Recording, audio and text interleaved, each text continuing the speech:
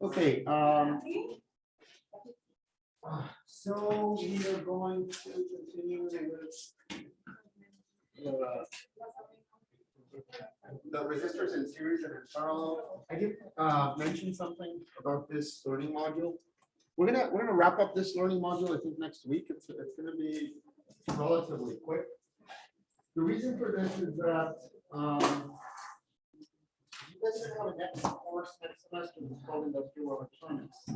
And curiously enough, the first unit of that course is this unit.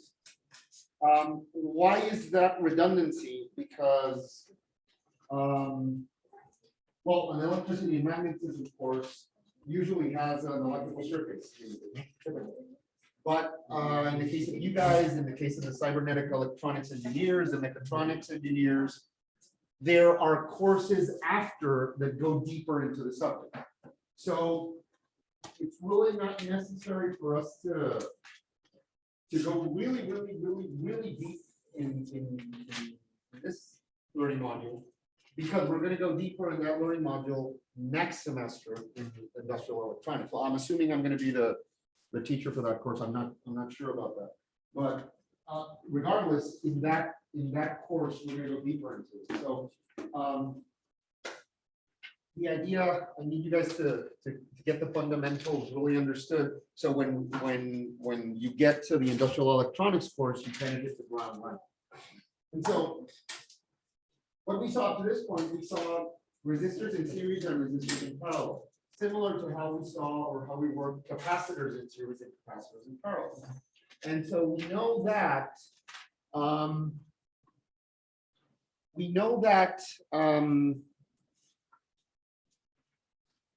we can have combinations of series and parallel in a circuit, different combinations that create an array.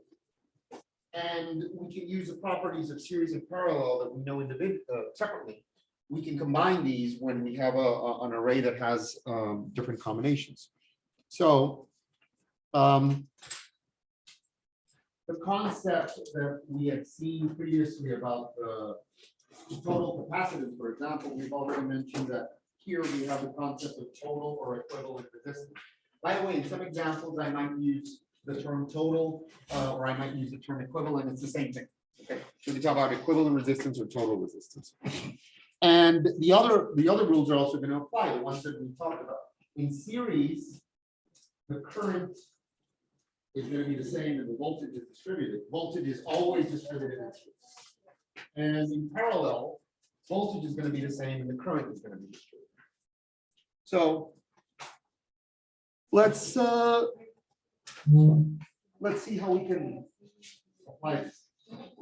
By the way, the lab exercises that we're going to be doing for this learning module, we're actually going to be going to the lab to do some circuits. Basically, the lab exercise is going to have two components. The first component is for you to understand how to read and measure resistance. That's going to be fun, hopefully. And then you're going to build a simple circuit, probably a circuit kind of like this one, and you're going to measure things in the circuit. So you know how, and you're going to do the calculations, and then you're going to measure and demonstrate that the measurements coincide with the calculations. And so that's basically going to be it, and we're going to do that in the lab.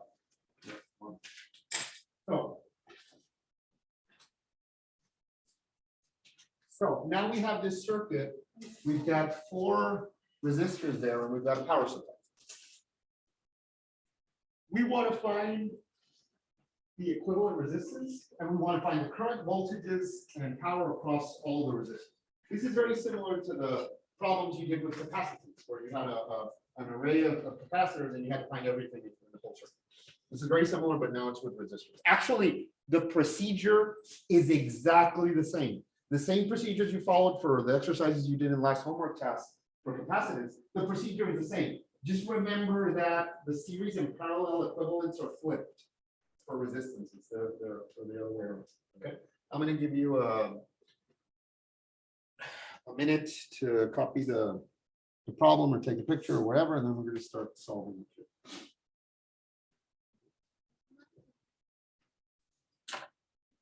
Oh, we didn't do our intro to the class. Okay, so everybody, I need it. I need to settle down. So everybody, triangles, everybody with the triangles. Okay. Remember, you can't be too cool to do this.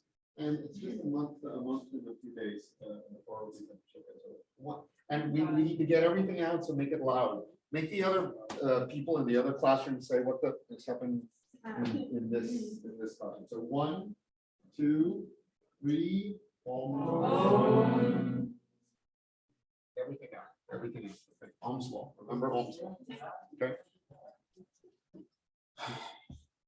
I'll give you guys a minute to copy this. Yes. Like the last day of school. It's not the last. It has to be the last. When's the last day of school? I think it's We have different exam dates. I think that the last day of, I can check. It's not the 30. Let me check. Give me a moment here. I'm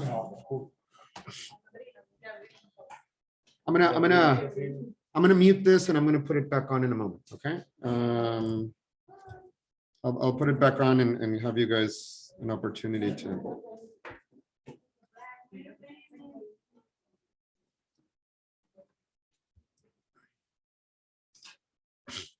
Okay, so last day of school.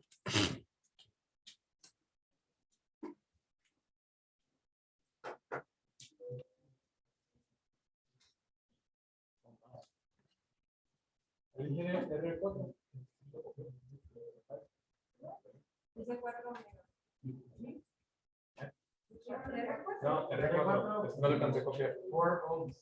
4 ohms. Ah, ok, perdón.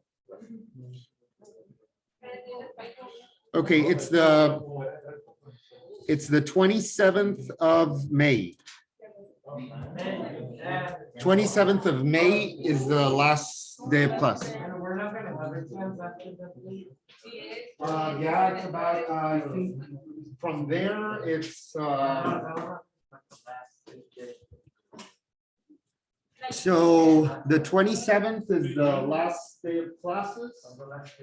And then on the 30th, the evaluation period starts and the evaluation period ends on the 6th. Oh, that's really tight. On the 6th. Yeah, so technically on the last exam should be before the 6th of June. And on the 8th, we have to turn it in. Yeah, the last evaluation should be before the 6th because on the 8th, we need to upload grades. So that would be the last date. Yeah, so really we've got about, I think, about, what, 6 weeks? Roughly about 6 weeks to go. They're gonna go, it's gonna pass really quickly. Yeah, enjoy this semester because 5th semester is gonna be, no, you know why? No, you know why it's hard? I've analyzed this phenomenon with the other groups. It's hard not because of the courses. It's hard because the dynamic is gonna change. You're gonna have classes in the afternoon. There's going to be one particular class with Dr. Dan Shunk that's going to have a different format. The class is going to be certain Wednesdays and Thursdays. I think 4 of them. I think you had classes with the other group and they were really tired after the told me, yeah. So you're going to have classes on, I don't know, on Wednesday from 6 to 9 and then on Thursday morning from 9 to 12 with Dr. Shunk. Not every week. And those are kind of tiring. Some of you might start doing your internships. And so what I've noticed is that students are really tired because it's like a shift in the dynamic. I don't think necessarily because the courses are more difficult because it's that change in dynamic that you guys are going to be used to. Less mathematics courses, right? Well, you still got multivariables. This semester, all of our classes are math. Yeah, no, in this case, it's going to be industrial electronics. That's more. practical application. I think you've got multivariable calculus. I don't know if you've got statistics. Yes. Statistics, that's gonna be then you've got the manufacturing class with Dr. Shunk, and I don't know if it's engineering methods or. You already have that one. That's over. There's another industrial engineering course in the semester that I forget. So that's why students are kind of tired. Some of you might be starting the dual degree as well, and that also might generate. Yeah. So basically, it's the shift between fourth and fifth semester so just be psychologically prepared for that. Okay, so I'm going to draw the circuit on the other slide anyway, so we're gonna begin. How do you write resistance ER?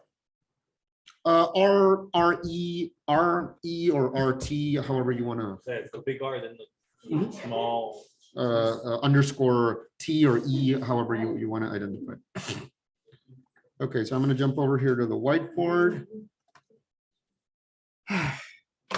And I'm going to copy the circuit.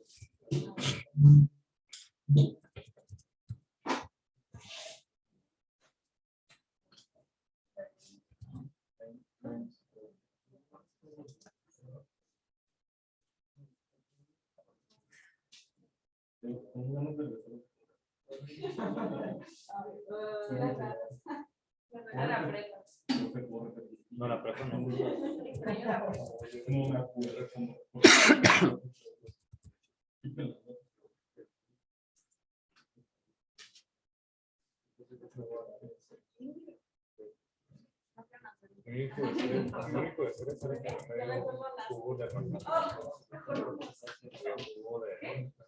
Es que dice, tengo regresado el kinder.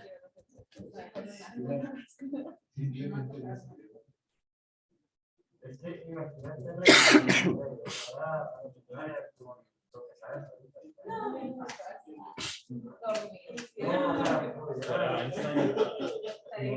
Pudiera cambiar todo en la vida.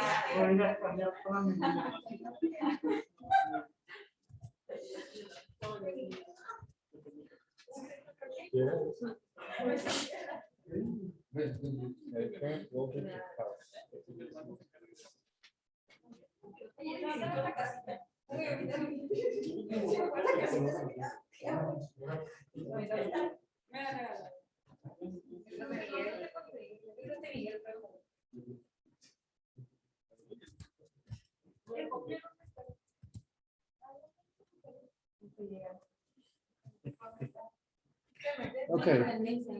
So just verify that I got the values right and I didn't mess them up. So 7, 6, 10, 4, and 24. Okay. Yes. Okay, just because I'm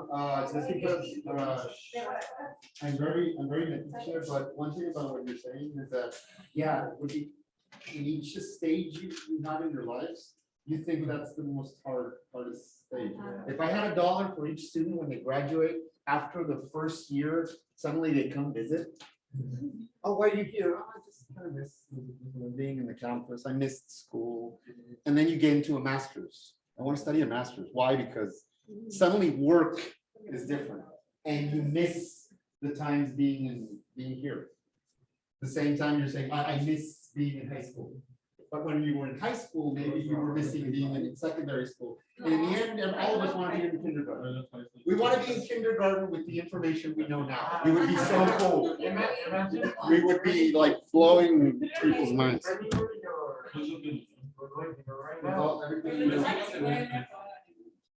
The thing that we don't understand, is that throughout all of those stages in life, there's going to be people like myself that are going to tell you right now, don't worry about that. Enjoy what you're doing right now.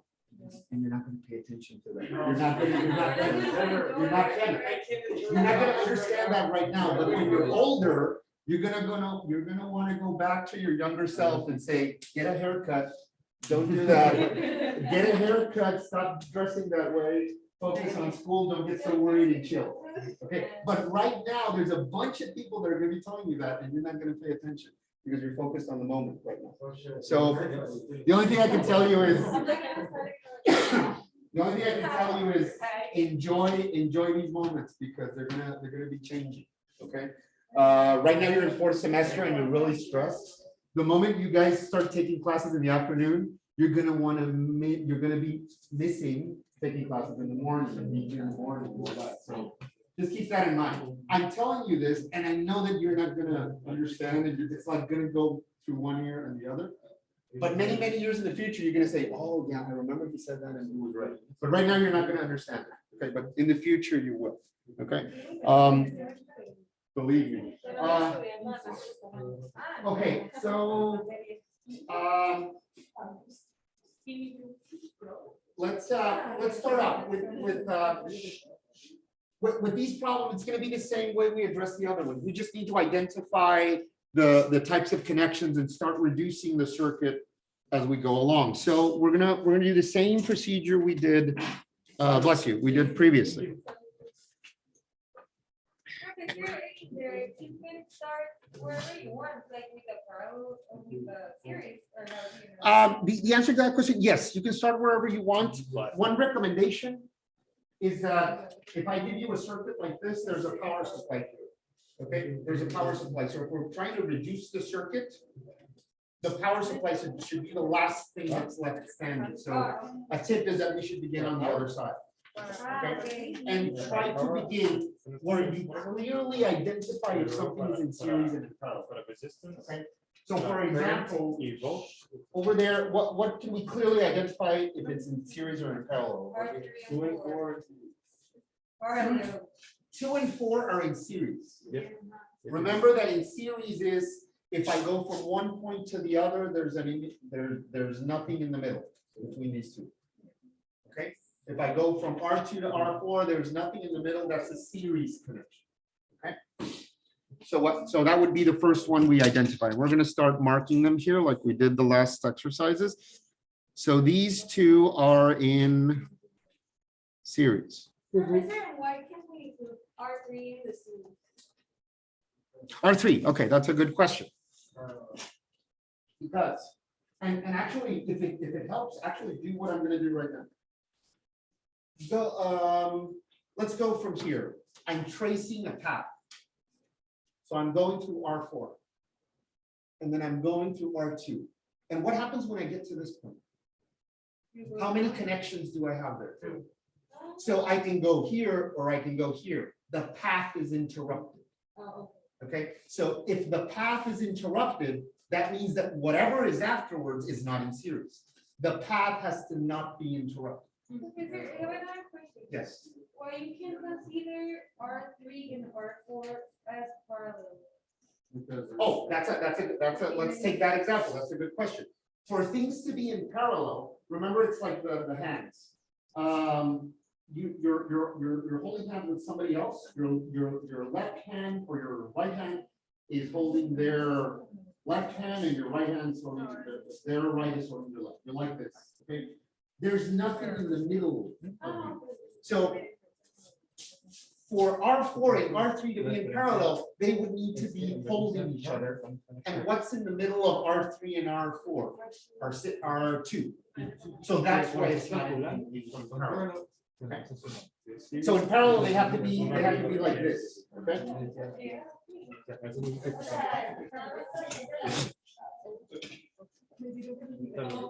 Los de series son más fáciles.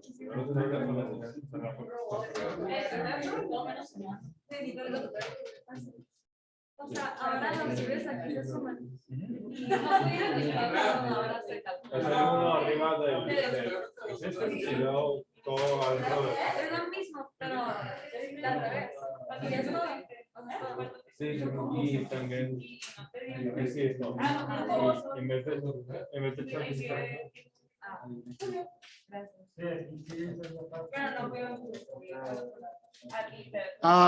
and if the two are in series, then we're going to add them. So it would be 6 ohms.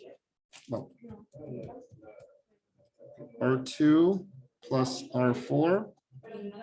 It's equal to 6 ohms and 4 ohms equals to 10 ohms. Again, and just because I listened to everything, we're so used to the sun here in Mexicali. We're so used to the sun when I was in Switzerland, one of the things that happens over there in Europe, in certain parts of Europe, is that it's not like here. Here, most of the days throughout the year, we have a lot of sun. And we're used to that. Yes. Imagine what if that were the other way around. Most of the year, you didn't have sun, and you were used to things being sort of dreary and gray.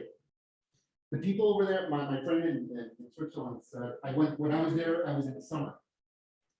And it was cloudy, it was always cloudy. And then she told me, you know what? If there's gonna be a couple of days in the summer where it's not raining, everybody's gonna be outside and everybody's gonna be in such a good mood. And I'm like, well, yeah, that happens in Mexicali. We're usually outside all the time. We're not necessarily always in a good mood, but we're always outside in the sun, right? Yeah, the sun doesn't necessarily make us happy. But that happened over there.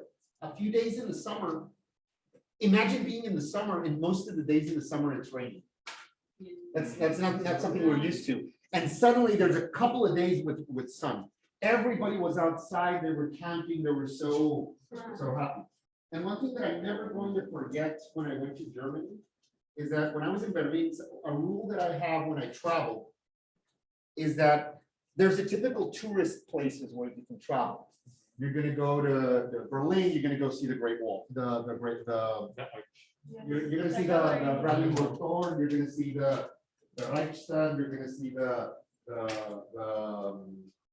remnants of the Berlin Wall. Those are typical. If you go to London, you're gonna see the Tower of London, the bridges, you're gonna see all those things. If you go to Paris, you're gonna see Eiffel Tower, you're gonna see all that. Italy, Rome, the cathedrals and all that. But one rule I have when I've gone to a city is that I always look for an excursion outside of the city where I can see a landmark that's outside. So one thing I decided to do in Berlin, because I like, because I like history, European history, is that I said, I'm gonna go to a tour to a concentration camp. So we went to a tour in a concentration camp that's actually in a movie called The Counterfeiters. It's called Sachsenhausen. It was a very weird experience, but what I can remember was that we were outside and we were touring the camp, and it's very, very eerie. And suddenly it started raining. And I don't know if you've ever have done this in a TV or anything where you lower the contrast on things, on an image, you lower the contrast and suddenly it turns gray or sepia.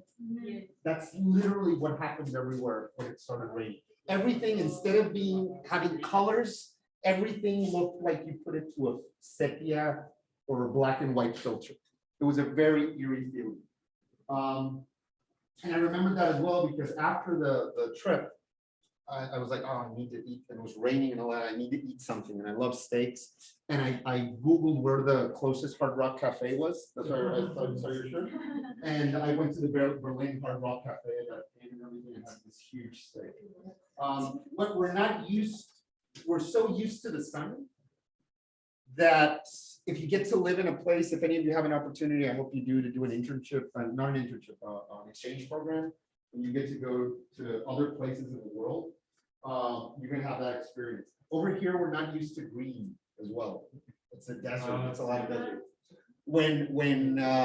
Yes, Lisa, go. When I don't remember who said it, but when I was traveling and a guy said that in Canada when they were like, like a month where the sky was always gray, that they had a lot of suicides. Yeah. It's something that we don't, in the pandemic, it affected us a lot because we were inside. The human body needs light, it needs vitamin D. So if we were inside our houses, that generates, or everything is gray, that actually generates a physical effect in you, and it can literally depress you. So yeah, there's a correlation between that. So that's just a recommendation I can give you guys. You guys are young, and if you get to do an exchange program, you're gonna want to party and you're gonna want to do all that outside. That's fine, but that's fine. We've all done that. but try to travel with your eyes open. I'm not gonna forget that when we did the Sachsenhausen tour, the tour guide was this young woman, she's a pretty young woman. And we were on the tour and there were these two Americans. The stereotypical there were these two Americans with their huge beer cans because you can drink on the street and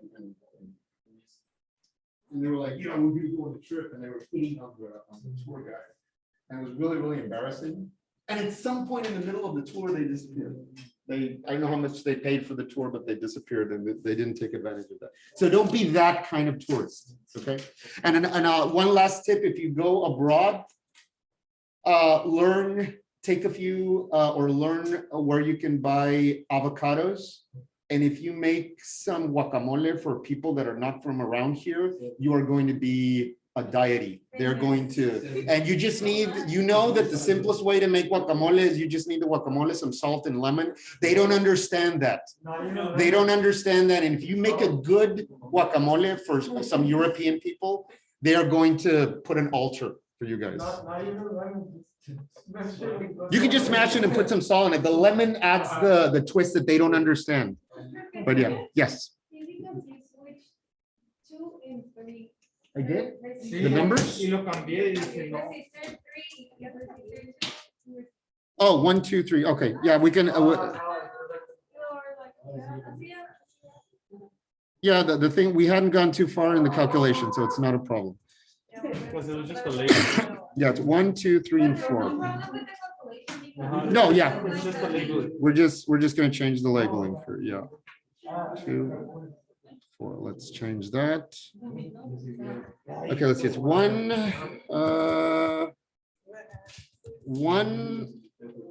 2,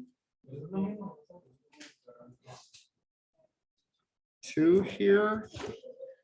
Then we've got 3 on top. And then we've got 4. So that's the way it is, right, Andrea?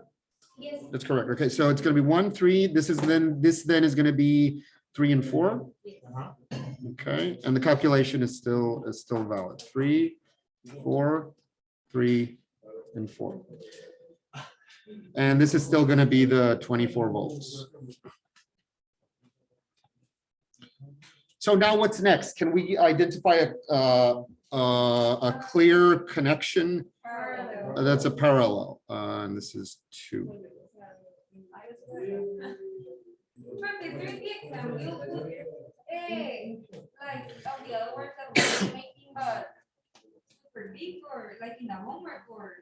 No, it's going to be a smaller one that you can finish in a lot of time. Yeah, really long. Yeah, no, it's. I need you to demonstrate that you know the concepts, not make you suffer. So that is clearly a parallel that we've got there. So this is going to be a parallel connection. Yes.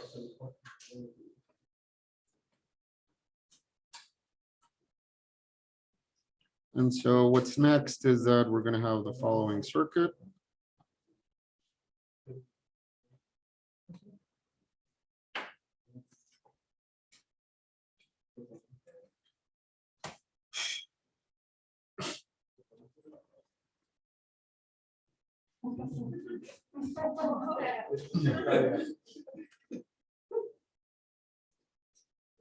So Felipe.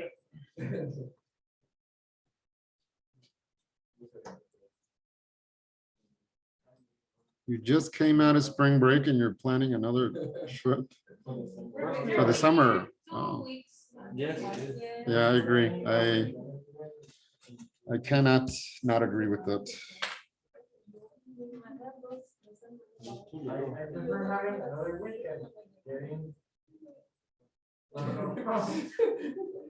Going out in summer Later and having 2 weeks here. Yes, because then in summer you get bored. Yeah, but then I find it very funny that you guys are like, oh, I'm so tired. I would have wanted another week, etc. Oh, what are the summer courses that are going to be open? I want to take 5. And it's like, so I always recommend to students that if you want to take a course, take a course. But maybe some summers you can kind of chill out. a very well planned because if you take a lot of extra courses, you cannot graduate before. That's because of the size. Yeah, yeah. Not all the courses are being. We're actually working on some projects to try to offer more alternatives for courses through online. There's maybe actually you guys are, there's going to be a summer course and maybe a course next semester that you guys can take. That's an online human resources course that doesn't, you don't need to, that is not scheduled to the class. And those can help, those do help you out. So Because I did a lot of extra classes, but I cannot graduate. They were. yeah, it is limited. It does happen. I do agree with that. Okay, so we've got R234, which is a parallel, and we have to calculate the reciprocals. And if I'm not mistaken, and just validate that, this should be 5 ohms, right? If my math is not incorrect.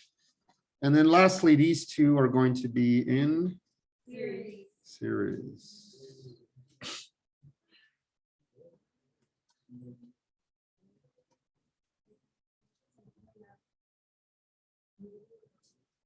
I'm gonna give you guys a kudos that maybe will help your self-esteem for the things that you were worried about that you are lagging on.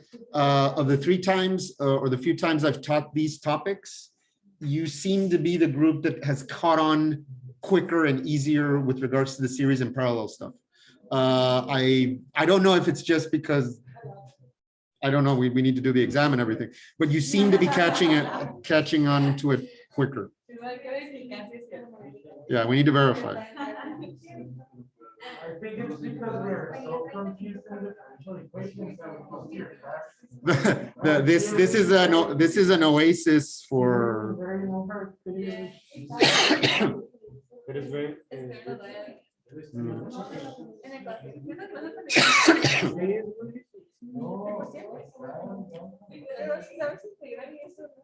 Ajá. Como siento que los temas están muy fáciles a comparación de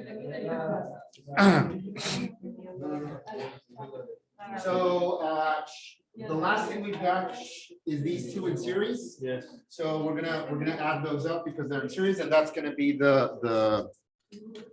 this is going to be the equivalent or total resistance. Oh, we're gonna. No, we're going to get to that once we finish this. We're going to use the voltage to calculate the rest of the things. It's 12. It is 12? Yes. So it's going to be R1 plus R234.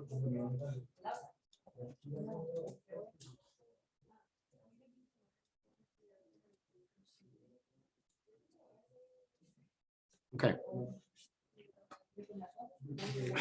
So once we have that, then we're going to calculate the rest of the things in the circuit. So first off, what is the value of the total voltage?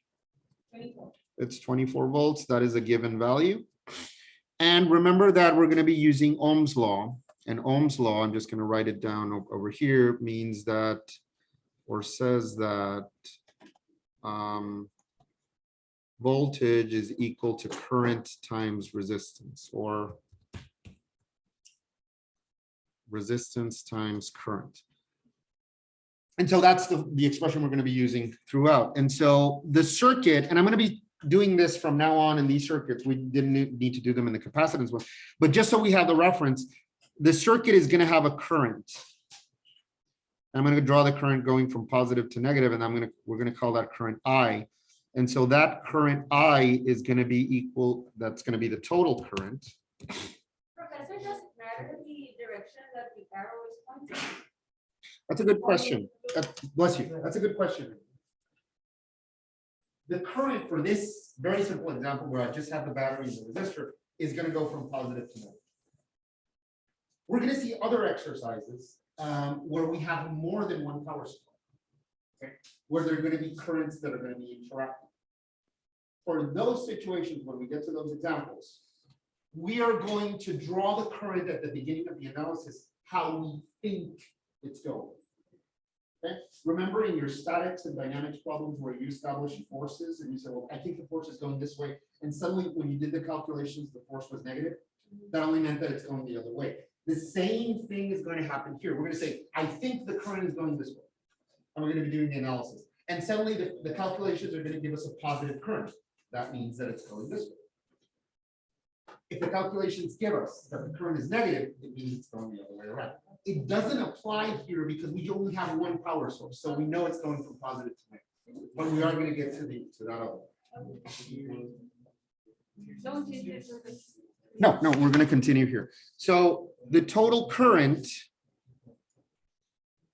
is going to be equal to the total voltage divided by the total or equivalent resistance.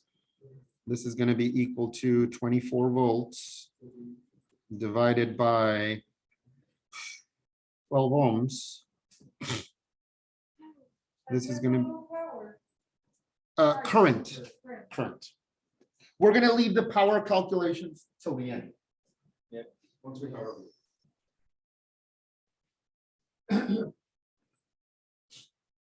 Hope we can fit everything in here. It's going to be a little bit jumbled. But...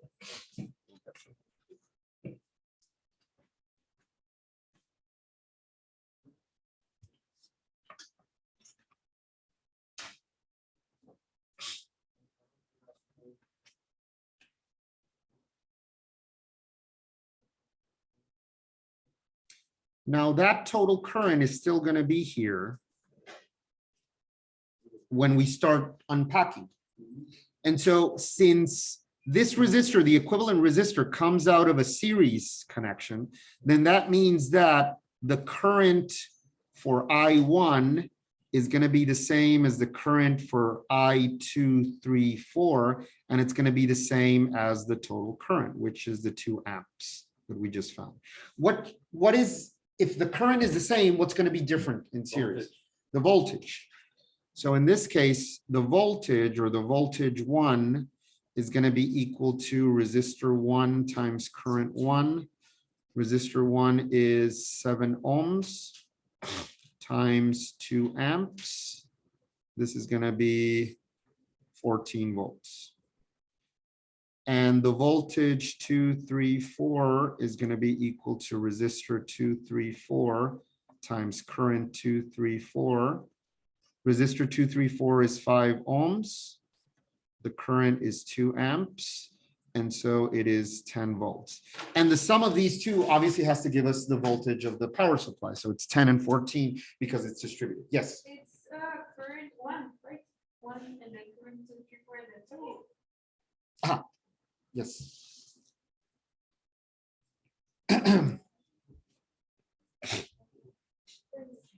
If it's in series, The current is going to be the same. Similar to in capacitance that the charge was the same and the voltage was distributed. It's the same thing here. The voltage is going to be distributed and instead of the charge, it's the current that's going to be the same. And remember that what we did at the beginning is that we did this. We were going from here to here to here to here. That's the forward analysis we're doing. Now we're going backwards. We're going from here. Like in the exercise. Exactly the same as the other ones. Now we're going to go back here. Professor, for each one, we're gonna calculate the voltages and then The current.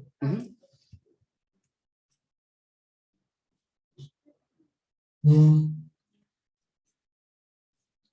Now, for this situation over here, R234 is coming out of the combination of R2 and 34. That means that, and because they're in parallel, that means that the voltage is going to be the same. So the voltage in 2 is going to be equal to the voltage in 34, and it's going to be equal to the voltage 234 that we just found is 10 volts. What is going to be different or distributed? The current.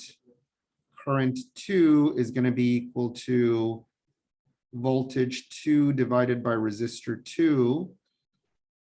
Voltage 2 is 10 volts and resistor 2 is 10 ohms. And that is going to be 1 amp. And current 3,4 is going to be equal to voltage 3,4 divided by resistor 3,4. That's going to be 10 volts, and resistor 3,4 is 10 ohms as well. That means it's 1 amp. And let me explain something that's happening here, which is, I'm going to say it's interesting and important. We said that we had a total current of 2 amps. That's the current that's being provided by the power supply. So if we go to this circuit, that current is still here. That's the total current. And it's the current that's going through I1 as well. But what happens with that current when it gets to this node right here, when it gets to this point? It has to be separated. It goes here and here. This would be I2, and this would be I34. Exactly. Imagine it's a pipeline. So I have 2 amps going here, and then it's separated into 2. Why is it 1 amp? Why is it exactly the same on each side? Because both of the resistors have the same value. R2 is 10 ohms, and R3,4 is 10 ohms, so the distribution has to be equal. Okay. Again, imagine you have a pipeline with the same width of the other 2 pipes, then it's going to distribute. It's going to distribute the same.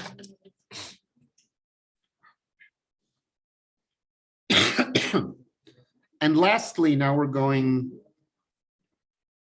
over here.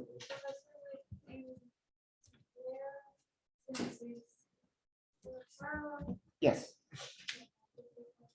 Yes. Always in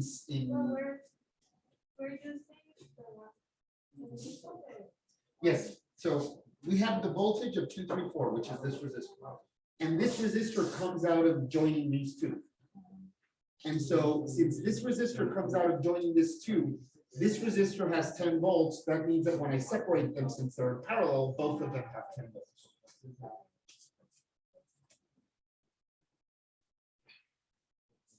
By the way, the explanation to this problem is going to be recorded right now.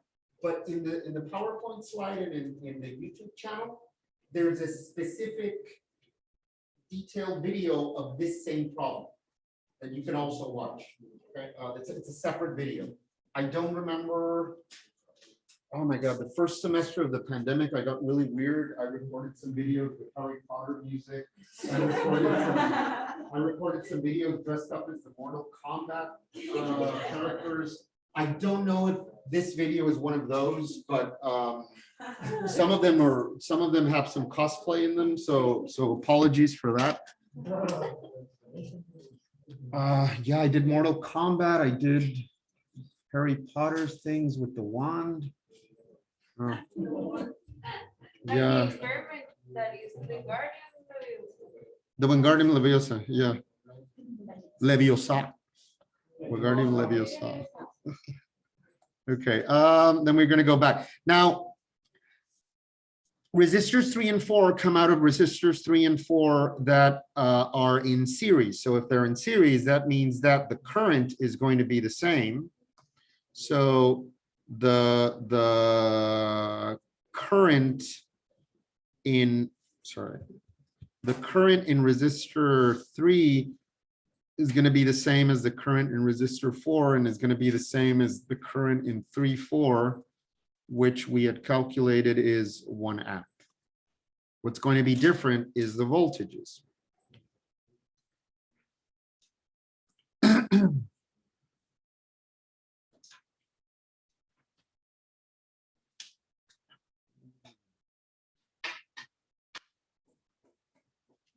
Voltage 3 is going to be equal to resistor 3 times current 3. That's going to be 6 ohms times 1 amp. That's going to be 6 volts. And voltage 4 is going to be resistor 4 times current 4. Resistor 4 is 4 ohms times 1 amp. That's 4 volts.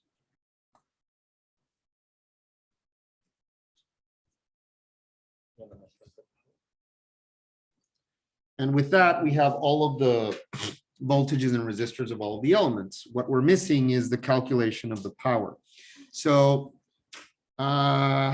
we can do that. We can do that here. The total power is going to be equal to the total voltage multiplied by the total current.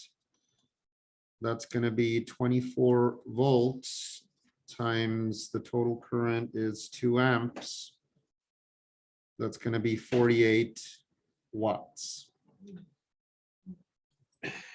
Remembering that power is equal to voltage times current. And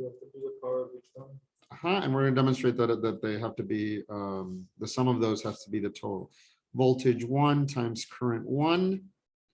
Voltage for resistor 1 is 14 volts.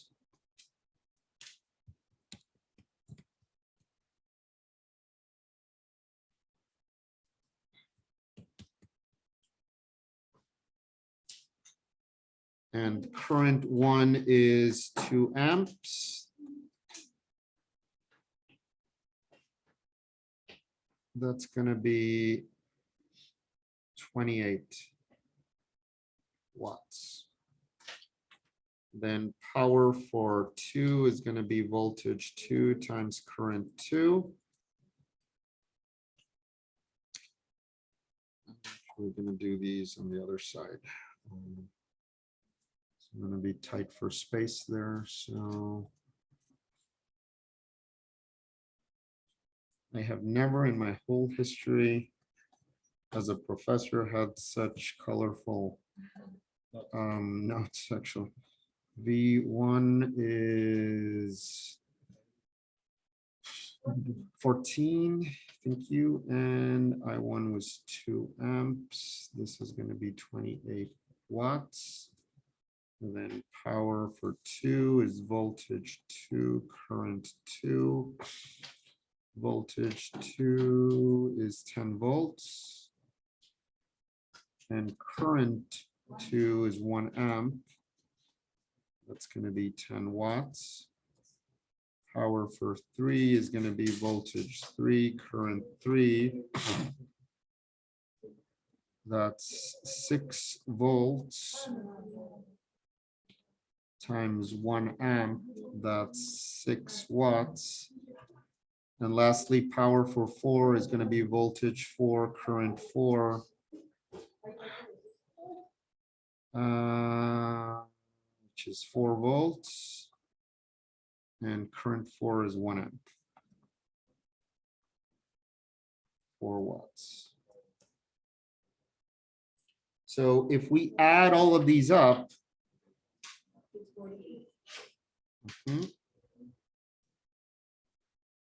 if we add these, we are going to get the 48.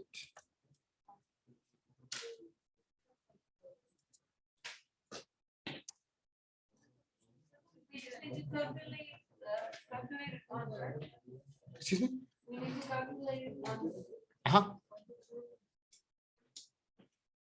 It's usually my recommendation is to calculate the power at the end because there's many combinations of power, but the easiest one is just voltage times current. So once you have all the voltages and all the currents, you just multiply them. It's perfect.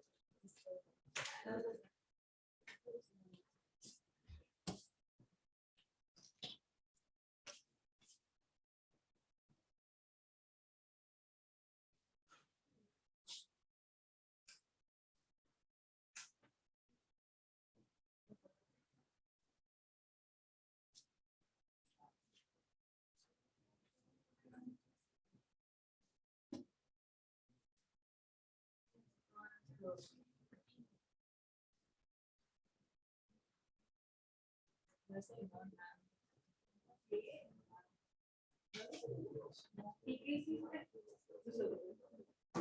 Pasé con mi abuela porque le estamos a mi perrita. Porque abuela sí me dijo, pero se tenía que ir al dentista. Y llegué a bañarme.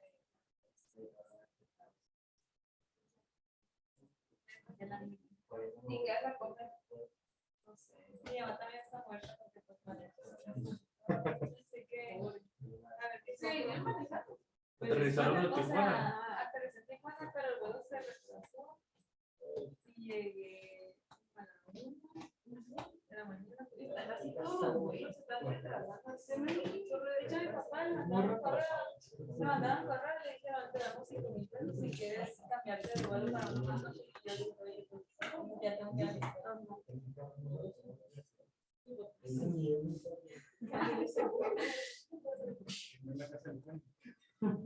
Okay, questions with this one?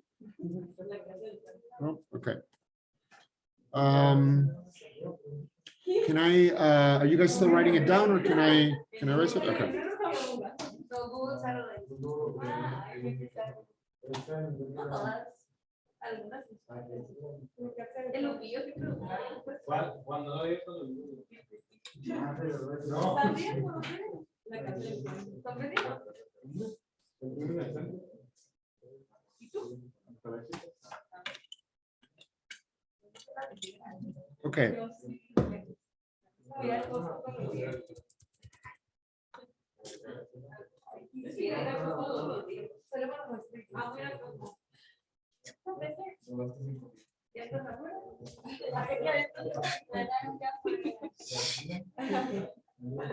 Yeesh. Let me add this here.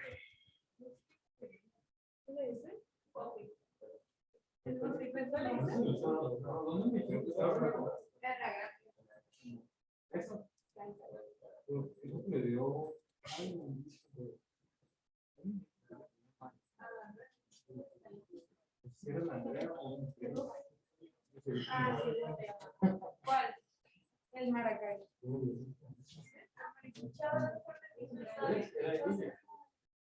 Pero yo no puedo marisco, yo no puedo. Lo bueno de ahí es el mejor y la no van a ser. Ah, sí. Y en el otro carro cuando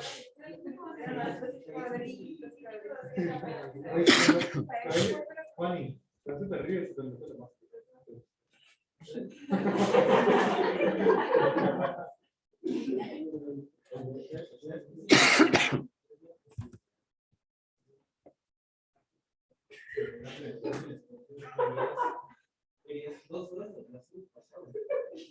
¿Qué estás diciendo?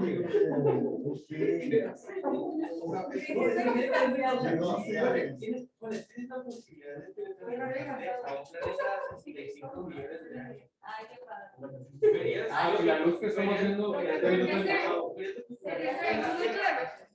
Yes. como la luz dura tanto en llegar a los focos, la luz de una tierra, una estrella está tan lejos de como 2 light years, takes 2 years that I to get over it. So we're looking at like the light of that star for 2 years. If the sun stops shining for It some, takes we're 7 gonna minutes, take huh? about 8 minutes for us to die.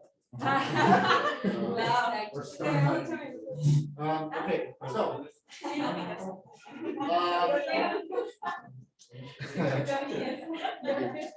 The next topic we're going to be talking about, there's just 2 more topics left here.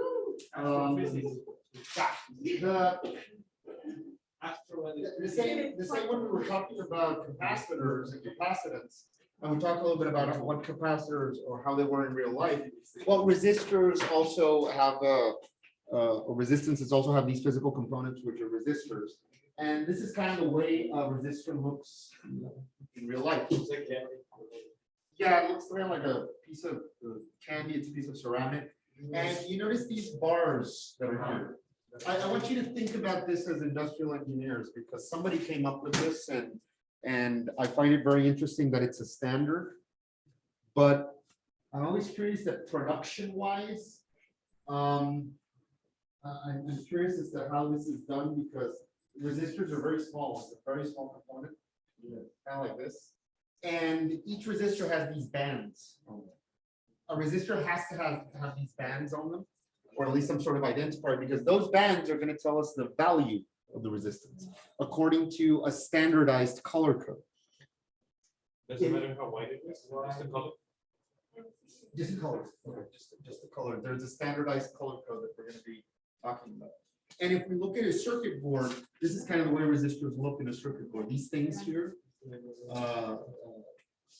they can be cream colored like they are like that. Sometimes they're blue. We're gonna see different variations of these. That's how they look in real life. And so there's a color code. There's a resistor color code. The resistor color code is going to tell us the value of the resistor.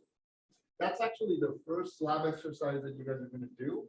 First part of the lab exercise, I'm going to give you a bunch of resistors, and you need to identify the value according to the color code.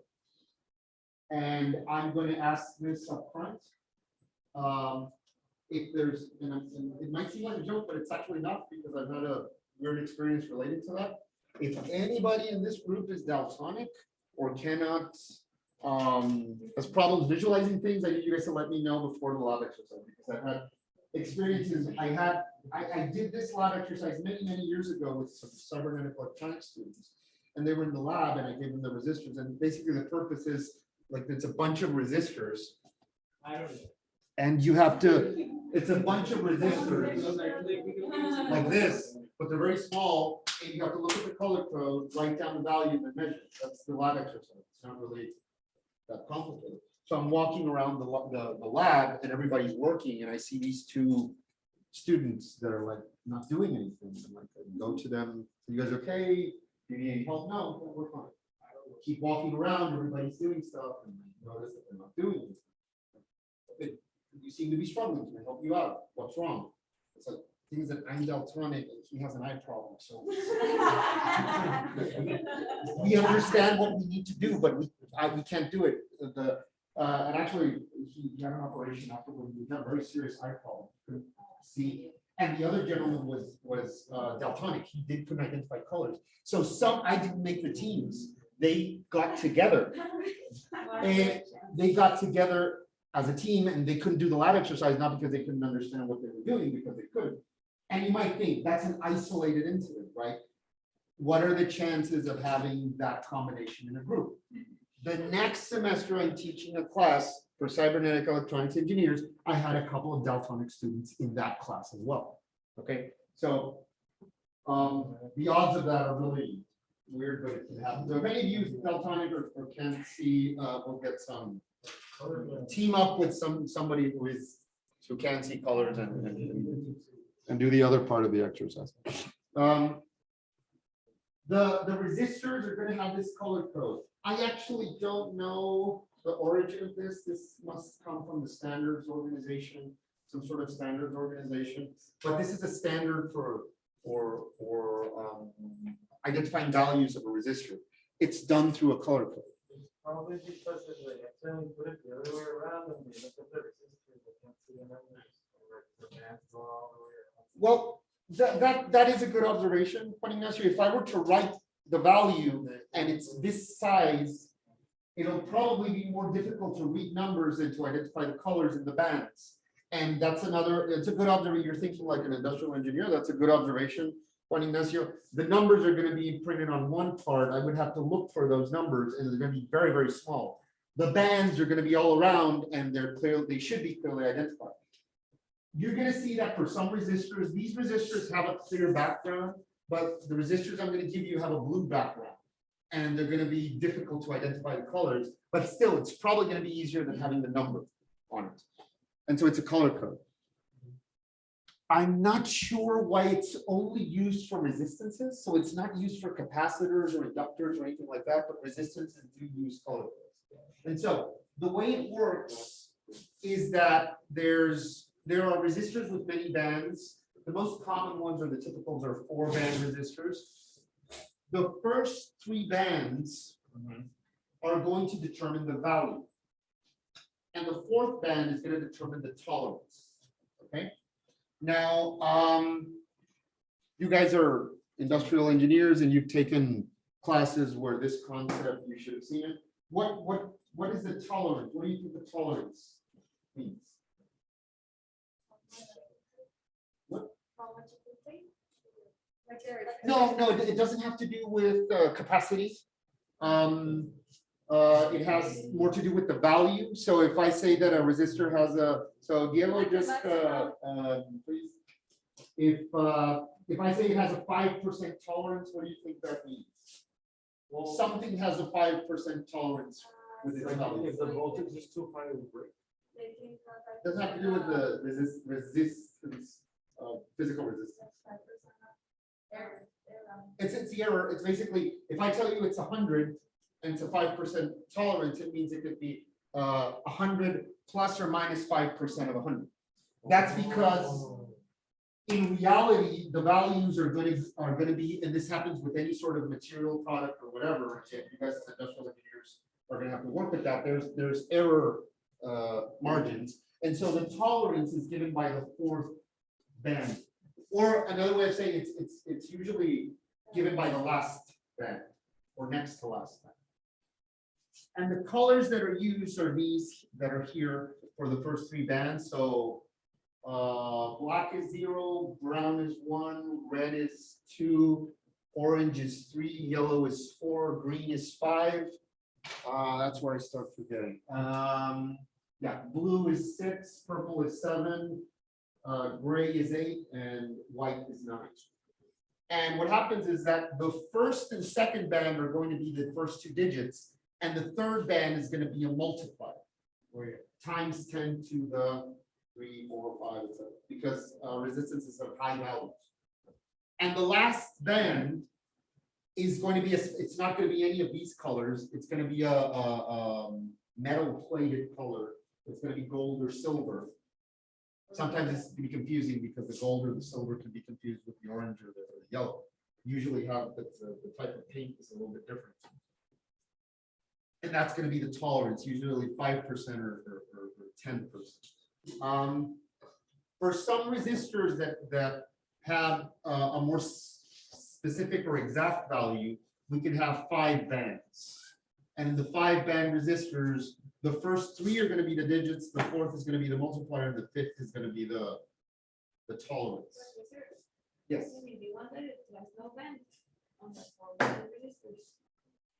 You say that again? Is it possible for a resistor not to have a band? To have no bands? Because it says 20%. Oh, no, I didn't I'm sorry, I didn't understand the question. Yes, there might be a resistor that doesn't have any, so a 3-band resistor, if it's a 3-band resistor, it means that it's 20%, yeah. But just for this situation, because for this situation, if it's a 5-band resistor, we're always gonna have the tolerance. It's just if you suddenly come up with one that's 3 bands, it means that it's 20%. Those are usually very, they're not very precise for resistors. And in the case of the 5-band resistor, the 5th band does combine some of these colors: brown, red, green, blue, and purple. Sometimes the 5th band is a little bit separated because we need to know how we're going to read it or in what direction we're going to read it. The tolerance band is always going to be on the right-hand side of the resistor. So what do we flip the circuit? Oh, it doesn't matter. It doesn't represent a polarity. It just represents the value. So it doesn't matter how you connect it, the resistor. It's just how you read the bands for the value. If you're reading it the other way around and misinterpret the tolerance band, then you're not going to get the exact value.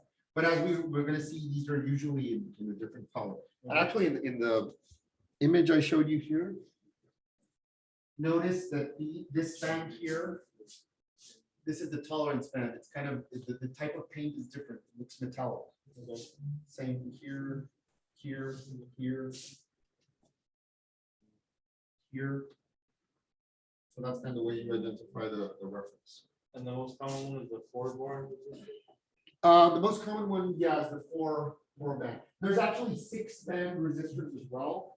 The 6th band represents a reference with regards to its thermal tolerance. Those are very specific types of resistors, but the most common ones are going to be these that we see here. Okay, so really like the green lantern door with the rings at the I highly recommend the Blackest Night comic. It has all of the color spectrums there. Black is death, red is anger, orange is greed, yellow is fear, green is willpower, blue is hope, indigo is, I don't remember what indigo is. Yeah, pink is love. It's the star sapphires, and white is life. Sure. We're actually going to be doing some. We're gonna do classes.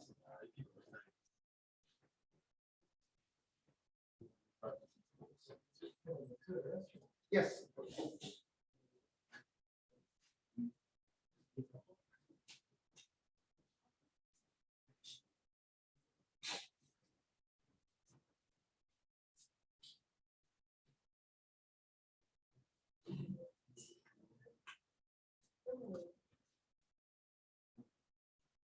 It's compassion. Compassion. Yeah, it could be the indigo or the empaths.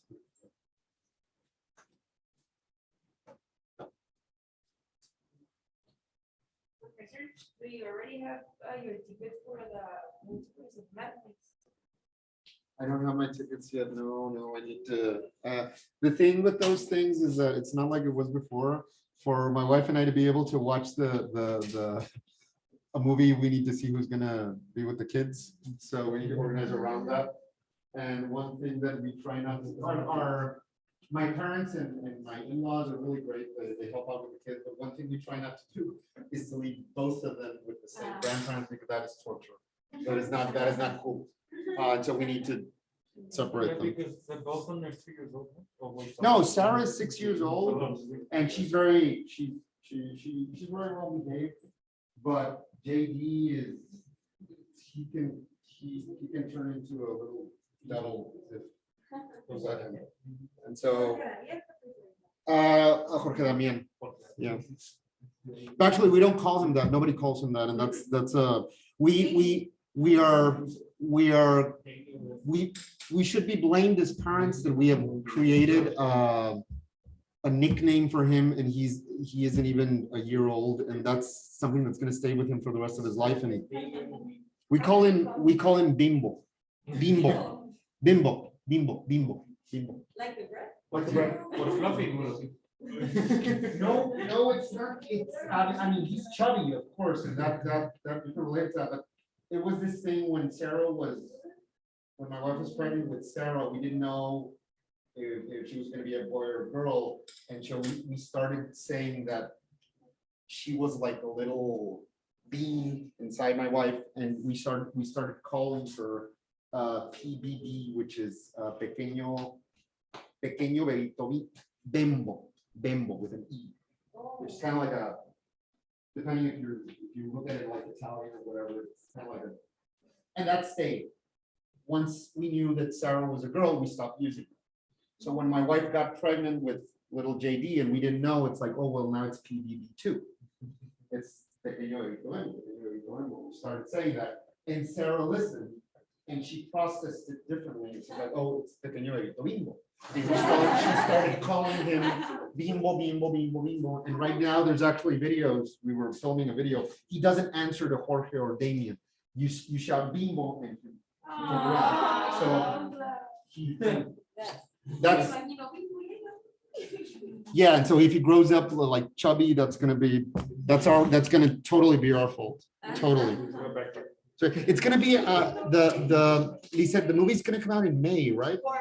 May 4th? That's this week or the next? Spider-Man also came before In Mexico. and in the United States. Yeah, I'm hoping I can see it that weekend. Yeah. And the other one is on July 8th or 6th. Oh, the Thor one. That's gonna be a good one. En serio, ya July 8th. I think I'm gonna really like. Pero como Welcome to Resistance Code. Okay, so this is a link that's there in the. ¿La quieres hacer o? Wait, let me just see if we can, in a moment. See if I can make this, okay. Tienes que- Sí, en los colores. Sí. No, pues, no, o sea, los voy a Sí, estudiar. Es Oh, como- full screen. Here we go. kind of follows the color. Welcome to Resistor Color Code. Okay, so this is kind of like so we can practice this. Negro, café. So for example, let's assume that I want a 1 kilo ohm resistor. And it's a 4-band resistor. I want to create a 1 kilo ohm resistor. What would be the combinations that I would need to do that? Well, first off, the first digit I know is 1. So what would be the color for 1? Brown. Brown. So at least I know that the first would need to be brown. Brown. And in the end, what I want is 1,000. That's the end value.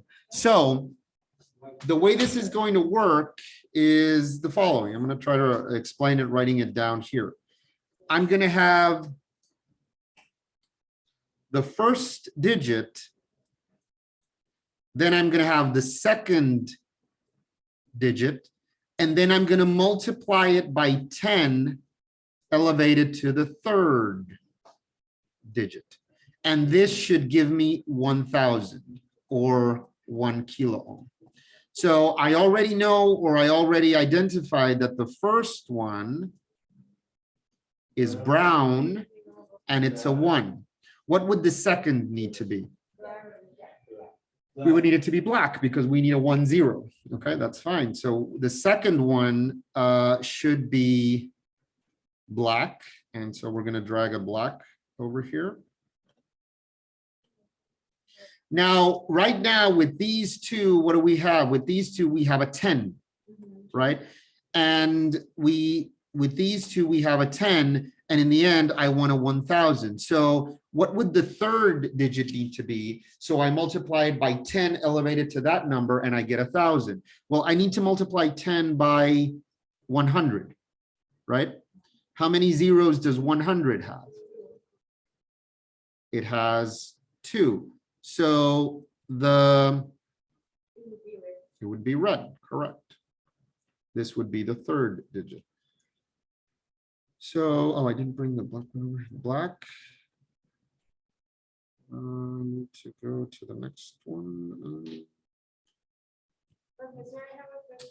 Yes. On the third one, that we don't multiply, for example, if we needed like for another amount of zeros, with like 4 or 5, it just adds the zeros, right? Exactly. Yeah, actually, that's literally the way you approach it. So literally the multiplier is 1, and this number is the amount of zeros we're multiplying. Literally, that's the best way to interpret it or approach it. So this would be the black one. The next we go to red. And lastly, we want a 5% tolerance. Which band would be the 5% tolerance? The gold. And that's the way we've created the resistor. That's a good practice. Let's do one more. Let me erase this. Yes, the last one is no So now we want a 470 ohm resistor. So we know that the first one should be 4. Yellow. That would have to be yellow. Okay. Purple. The second one should be Purple. this would be the first digit.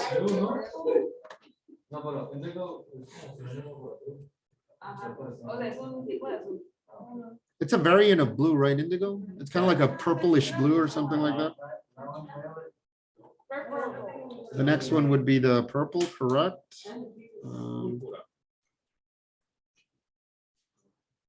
That would be the second digit, and these two would give me the 47. And I need to multiply it by a certain amount of zeros to get 470 kilo ohms. That would be 0, 0, 0. That would be 470 kilo ohms. So how many zeros do I need here? 1, 2, 3, 4. So that would mean I would need a yellow as well. So I could have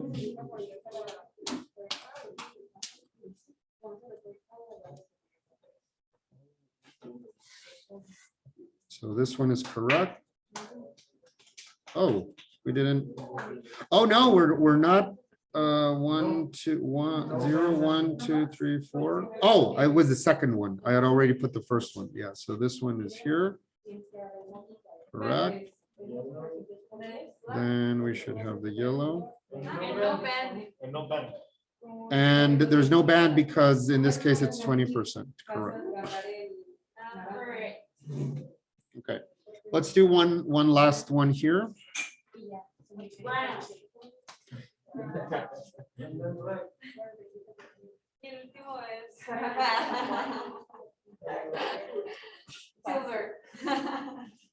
Okay, so in this case, the first one, it's a 10 ohm resistor. So the first one is going to be a 1, it's brown. This would be the first one. The second one would have to be black. That's the second one. And these two are going to give me the 10, and I need to multiply this by 1. So how many zeros do I have there? This should give me 10 ohms. So I have 0 zeros here. So this would have to be the third one. It would have to be black. And let's see if that's correct. So we're going to have a black. Oh, sorry, brown. Brown. Black. Black. And in this case, it's 10%. It should be the silver. Okay. Okay. We're going to do the rest